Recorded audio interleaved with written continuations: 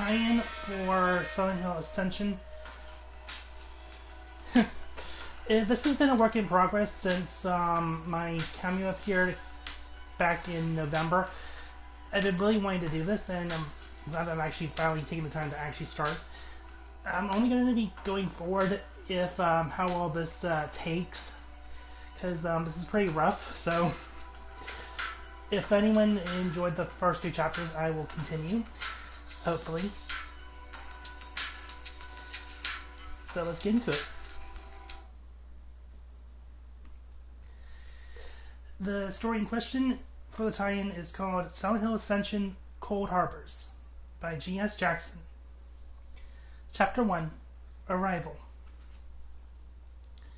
The town of Stilledahl beckons the ferry as it reaches the docks of the harbor along the icy fjords and frozen waters that line the part of the Norwegian coastline. It is a town that has seen many changes through its decades of existence, but even those have remained the same. Simply a sleepy town full of quiet, well-maintained homes and shops with their quaint wooden signs. The small village has always thrived under the sea, which it now calls home. Sean gazes over the side at the calm waters, a backdrop to the colors reflected in the fjord of the various warehouses and buildings once brightly painted in different towns, now dulled by the atmosphere around it. Sean stepped forward, looking outward. An almost picturesque matte painting worthy of Thomas Kincaid. Yet the place was looking so dull by the fadedness around it. Sean mused as he started to wonder why he showed up to the town in a most nonchalant way. He would have preferred an assignment in Rome or Athens or London. The town's more eccentric, more bustling of life. Here, though, is as quiet and sleepy as if he intruded among a graveyard. Though it still has its charm. At least his one friend at Edding said so. Noah graciously said to him, "Take the gig, you won't find a more romantic place, the most in need of a revamp." And in most senses, she was kinda right.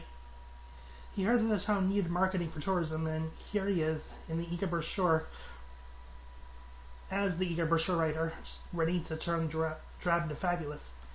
Sean comes to hear the head editor, Ed, in his head saying, "Come on, Sean, we need a win." So here Sean is, once again, gallivanting to the rescue. Again, no one ever said Sean would stop being the hero in his own mind. But he sighed as the boat bumped on the wooden pier and pulled away from the pier and starting off the ropes pulling off that secure the ship against the dock. Yeah, maybe we should be more romantic than I originally thought. A late chuckle escaped him at the last comment. He just leaped himself. As the ferry docked, Sean grabbed his belongings, freshened up in ham. Time to see what secrets lay buried. Chapter 2, Echoes. As Sean made his way through the town, he could see it's like any other European town, or by at least Eastern Europe standards. A very much old world design, from brick-laid streets to a fountain or statue in the square, probably depicting someone who did something for something and someone long ago. He mused, I mean, let's face it, who needs details?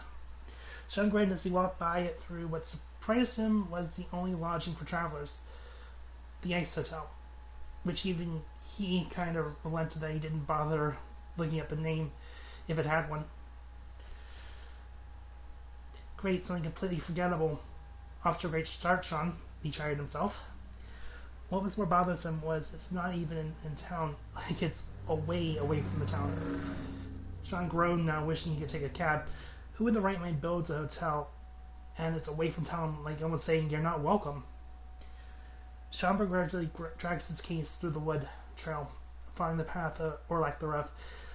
Sean can almost imagine that it's more ideal for the occasional backpacker, or as he guessed, someone not trying to make the place a tourist destination, but instead a way home, and it struck him that Sean couldn't help but wonder why this little community was named Stilledahl. Sean paused and let out a sigh.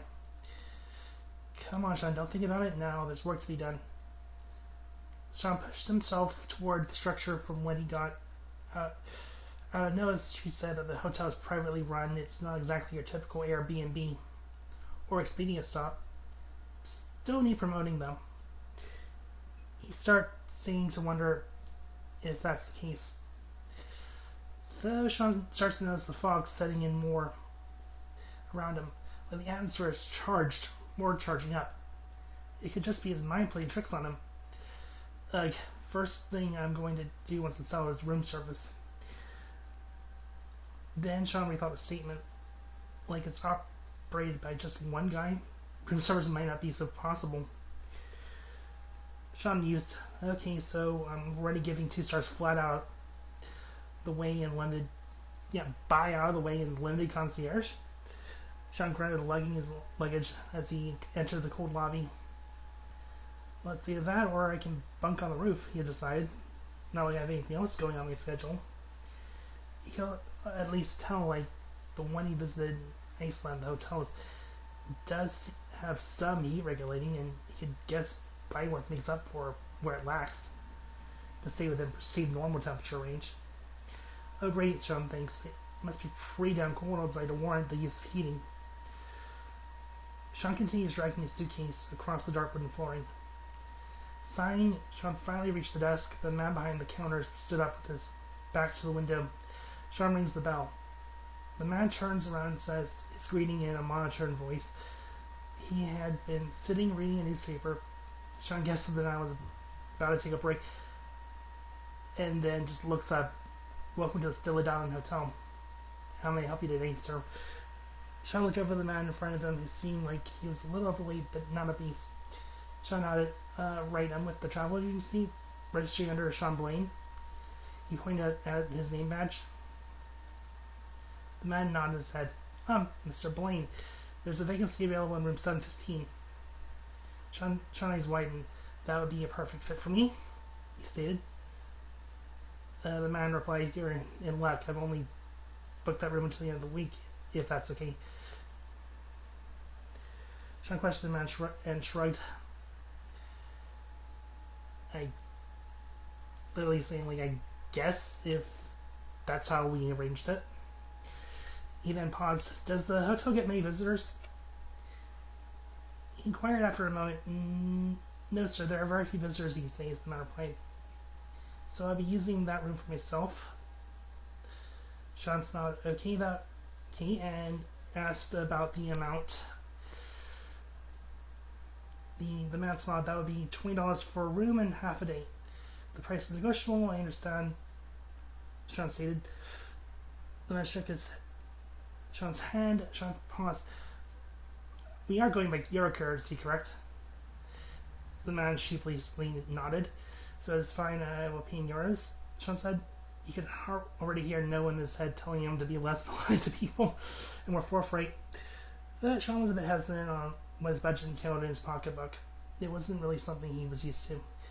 As Sean set toward the stairs, he paused. You know, it wouldn't kill you guys to build an elevator, Sean muttered, walking back downstairs. He heard the man snicker slightly before speaking up. If you need anything, I'll just shout, and we do our best to accommodate. Sean looked over and saw the man smile faintly, while Sean continued to his room, which was quaint at best. The door, if you call it that, was at most a partition screen curtain, like he uses a bathroom door or hallway separator. And he had an actual bed with a blanket and pillow for bed and small desk for a table beside the door. Sean heavily. Okay, so it was like Sean sighed heavily, downward stroke in their overpriced rooms. They're like living in a fantasy novel. Sean complained aloud before flopping onto the mattress, letting his back fall onto the ground and plopping down on top of it. He sat upright through, though, shaking at his comment. Is this really? Didn't seem like that kind of hotel. It's literally bare minimum occupancy. And in fact, it's almost hostile in nature. Some rooms, they left the screens open entirely, or the curtains were open for a brief period of times, and when it's closed, the room felt claustrophobic, with Sean having a feeling of being in a cell, almost. He looked around again. The place is rustic in nature. At least it looks better than the room I stayed in the last time I went somewhere, Sean remarked. He looked around the room. seems more like my type of joint anyway. It's very clean, rustic charm. Sean went about setting up his home away from home. The clicky typewriter he was lugging, now being hefted out of the case and placed on the desk with a loud clang. He knew he should just switch to a laptop like most people these days. It's not impossible to set a writing app on one. Hell, if you're lucky, your phone can easily do it. But for Sean, there's something about the soul of doing it like this. The metallic keys, the sound as the typing cylinder reaches its end with a ding, and you quickly push it back to its setting. It just feels for him authentic. Sean goes over the material he had with him on the town and wonders what really is going on to write about. Normally he'd play on Good Housekeeping, lively music, great food, and the roaring nightlife of the town, but for some reason the sounds of this place and its atmosphere make him feel a bit uneasy and uncomfortable. What's wrong with this place? Sean wondered out loud. What the hell is this place called again? Sean began to flip through the guide he picked up in the city and noticed it didn't say anything, which gave him pause. How odd, Sean murmured. There doesn't seem to be a name or address or any page or in any other part of this damn guide. Sean was wondering whether maybe it was in another language. Sean put the book and pen down on the side of the desk and leaned back on the bed. Maybe a clue might show itself somewhere. It's almost like the hotel doesn't exist. Like having Stiladon, it's more like intruding. How could a hotel not have a name, but reputation enough to be the local dive bar to those who live here? And how could no one really know the guy that owns this place? He muses again. This doesn't really answer my questions. Sean chuckled awkwardly. Why do I feel like no one wants to talk about it? He muttered again to himself, but if everyone just talks about what's happened in the past, nobody seems to want to dig it up. If they don't talk about it, then what the hell is going on around here? Sean mused that maybe the past isn't as past as it seems. Chapter 3.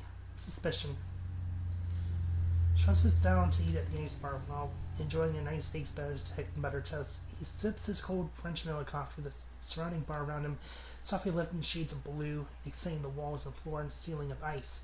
The bar itself is rotund, circular, with bottles in the back shelf of it. Only the tables and chairs aren't ice at all, but standard rustic carved oak. Maybe, Sean guessed while going over a newspaper of the Stiladon Daily. An article headline: Woman found dead at home. Sean read on that stated that a Ingrid Johansson, mother of two, was found dead by her husband Carl Johansson in the early mornings of Tuesday, and the cause of death was still being determined to be heart failure. Sean found looking at the article, he thought, well, it's probably nothing, but maybe the cops want to keep a tight lid on everything, though it's hard to imagine something as sinister as murder in such a place that doesn't seem like one would even occur. As Sean continues reading, the barman walks over. You seem troubled, friend. Sean pauses. Oh, just reading the local paper, if anything. Just surprised, he responded. The barman nods. Oh, well, if I may ask, what brings you to this part of the world? The barman asked Sean, smiling, as he folded the paper. Well, I'm here on business, and here to try to revitalize the town with a cozy child brochure. Bring by yours truly. And the Ice Hotel is a good focal centerpiece. The barman looked at Sean in amusement. He raised his glass. Then opens the ice bar. Your first act of tourism is definitely to become acquainted with ice. He joked and laughed. It's always a pleasure making your acquaintance, I guess. I've never run the hotel in the whole town, to be honest, the barman said. Then he mused, I wish it weren't so true, though. Suddenly a man walks in holding the paper. Well, I was going to drink coffee, but champagne seems to be in order. I gotta celebrate the news. Eh, Leo? The patron tried to the barman in a way celebrating the death. Leo knew the town didn't care much for and had a reputation, but Leo rolled his eyes and poured a glass nonchalantly. You think you have a bit more respect than that. The patron just smirked like a Cheshire cat. Oh, please, the Johansons need zero sympathy. They're all rotten to the core. That hag was the most rotten of them all. He cheers his cup. To one less goddamn Johansson. Then drinks. Leo, though, was ready to say something, but went back to his post as Sean sat at the table dumbfounded. So, Mr. Leo? Sean asked. Turning his attention over to the barman who was standing beside him, the man shook his head. Just call me Leo, and I'm sure you'll get used to the strange names around here soon enough. Sean nodded and smiled. Thanks, I appreciate that. Sean looked over the menu of the Yankees bar, noting, though if I could ask, why does the hotel seem so contradictory to itself? Like a place for travelers, but somehow not really wanting any. The barman chuckled. We like to keep a low profile as much as possible, but that's the beauty of a small town. It's easy for tourists to forget the hardships of a real life that are hidden beneath a pretty facade. But I guess you must know that quite well. Sean shook his head. Nope. Sean went on, if anything, in this day and age, people pay for the advertisement. Old and restaurant only gets you so far. With a greatest bread and breakfast. If you're trying to make a name, it's gotta be top of the line, stand out. Sean explained. Liam mused, I see your point, but we tend to try to keep a more relaxed demeanor. But I can understand where you come from. People you meet here are usually friendly, even a bit eccentric. And they don't mind strangers as long as they do business with us. Leo smiled smugly as he polished the glass. While saying it, Sean sighed, how do I market a brochure when the town seems unmarketable? It's not really difficult. The only things needed to bring up the place is money, experience in the business, Leo replied, and speaks of phrase in his native Norse.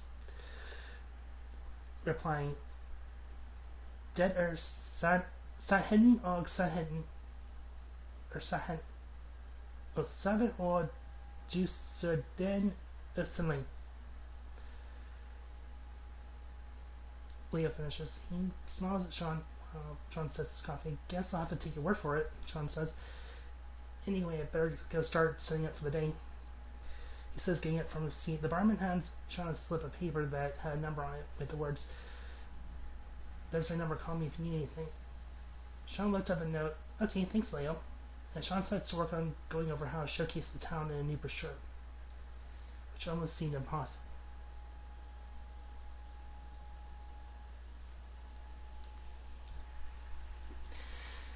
I hope you guys enjoyed listening to what I've written so far. If anyone likes to hear more, I would definitely love some responses to this, and I'll continue the story.